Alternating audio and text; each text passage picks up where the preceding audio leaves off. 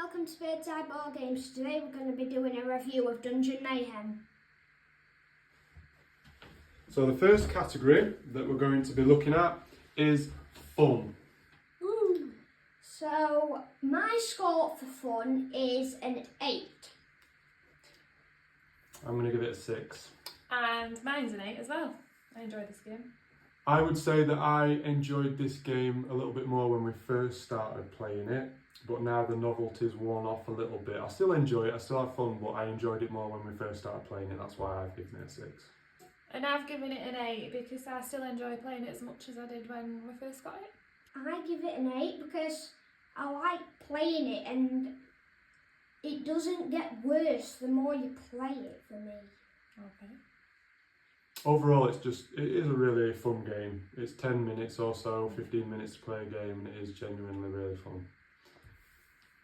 Right then, so the next section is how easy is it to play? Now the instructions that you get with the game cover 2 sides. Quite simple game, quite straightforward. It doesn't really take long to learn. We didn't really refer to the instructions much at all, did we, after we read them the first time? The main thing is that you need to know what each symbol means, but the symbols are on the cards themselves.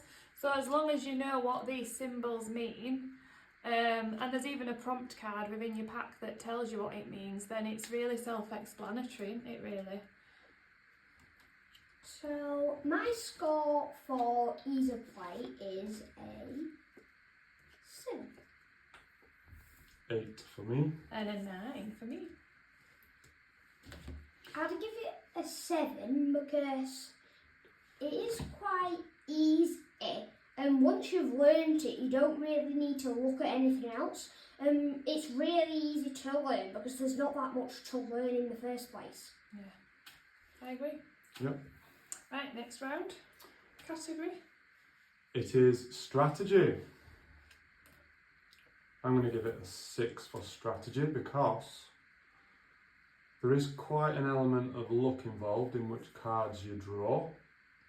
But you can, once you've got your cards in your hand, you can decide which opponent you're going to attack, what order you're going to use your cards in. So there is an element of strategy involved, just not a complicated strategy. Yeah, and I think some of the once you get to know the characters, once you've played through with them a few times, you get to understand like how they work, whether they're like more defensive or whether they are more of an attacking character, and then you get to know like how to play them to the strengths a bit more. But yeah, there is an element of luck as well. Okay. So I gave it a 6 for strategy as well. What did you give it, Dode? I gave it a 7. Yeah, it's good. Right then, next we've got its engagement. So that is, how are the other players engaged? What are they doing when it's not their turn? Yeah, and there's quite a high level of engagement in this one because when it's your turn you can choose which player you attack. So all the players have got to be on alert through the whole game.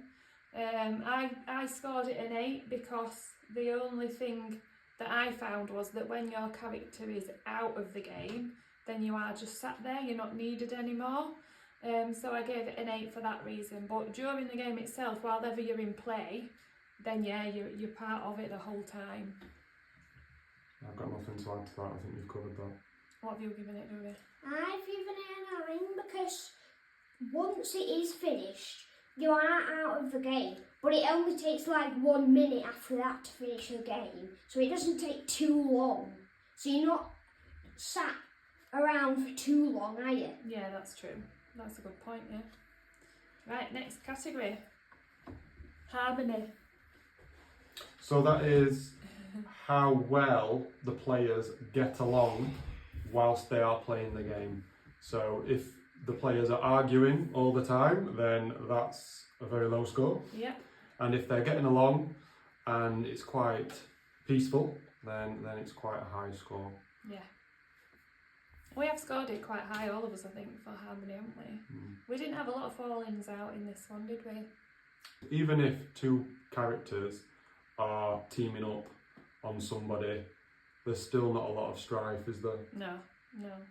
Because it's a character that we're attacking, isn't it? It's not the person. Yeah.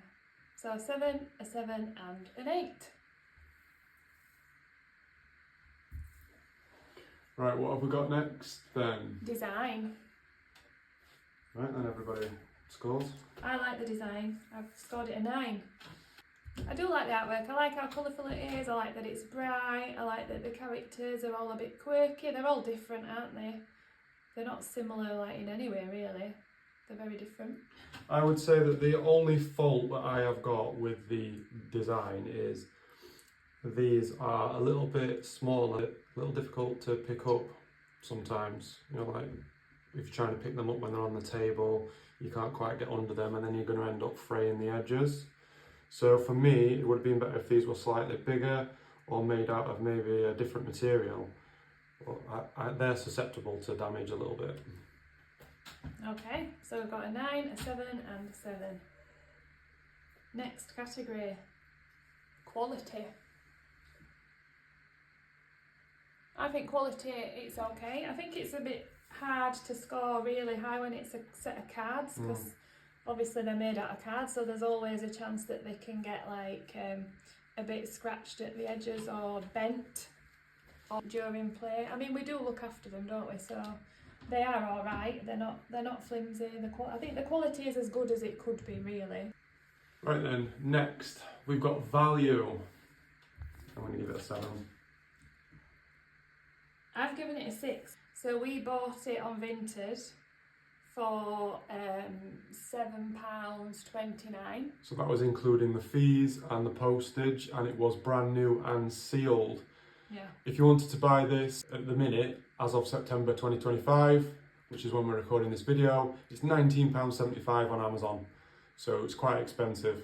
So the second-hand market is where to go for this game if you want it. And we did look on Vinted recently, like just this morning, and there are quite a lot of these available.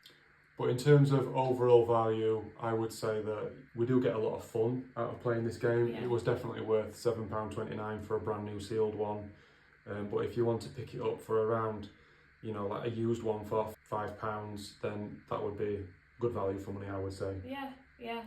But then I scored it a little bit lower, just thinking if you did buy it brand new for like nearly £20, then obviously it's not as good a value, I would say. I wouldn't want to pay £20 for it. So then we've got replay value. I give it an 8, we play it all the time. Yeah, I've given it a 9 for that. You could even take it if you're going to eat out somewhere and you want to play before you have... Yeah, we've done that while we've been waiting for food, haven't we, and drinks and stuff. And it's easy to get out, it's... easy to set up. Yeah. Easy to put away afterwards. And it's fun. Yep. And finally, the last category is portability, and we're basing... This is the perfect portable game pack of cards. So you could fit this in your pocket, this is a perfect 10, and comparing the box that everything fits into to the pack of cards, it's more or less just over like twice the size. It's almost the same thickness, but it's twice the size. So you can't fit this in your pocket. So for me, I'm going to give it a 9. It's almost as portable. We can just slip it in the wife's handbag or something like that, or put it in a backpack. It's really portable. And that's why I gave it a 10, because I don't really put things in pockets. I generally don't have pockets most of the time. So it would be in a bag for me, and I think it's easy to transport around. It's not heavy. Yeah, it'd easily fit in a handbag or a rucksack, so I've given it a 10. I've given it an 8 because it is bigger than a pack of cards. It is about twice the size, so you can just like, if you try to, if you like want to go somewhere, you can just like push it down and like fit it in. But it would be easier to push a pack of cards down than. Yeah. Okay. Okay then, so now it's our overall score. So that's our scores in every category added together. So we've had 10 categories, we've scored each category out of 10. So our final score is a score out of 100. And we all gave it 70s, didn't we? We all ended up in the 70s. Good game. We like it. So considering this is out of 100, that's a pretty good score, isn't Yeah. it? To say that we all got in the 70s. It's a really good game. It's definitely good value for money. There's not really much fault that we can pick with this game, really. It's a good family game, I think, as well, because it's aimed at 8+. We reckoned it would be alright for 6+, but it doesn't really matter what age we are. Like when grandma and granddad and stuff come to play, like we've played this with them before, haven't we? So I think it's versatile in terms of anybody can really play it as well and enjoy it too. So then, in terms of whether we would keep this game and add it to our collection, or if this is something that we would sell on. Keep it! Yeah, definitely worth keeping. Yeah, I would recommend this game. We recommend it, don't we? Obviously, if you can get it on Vinted, the better. Like and subscribe.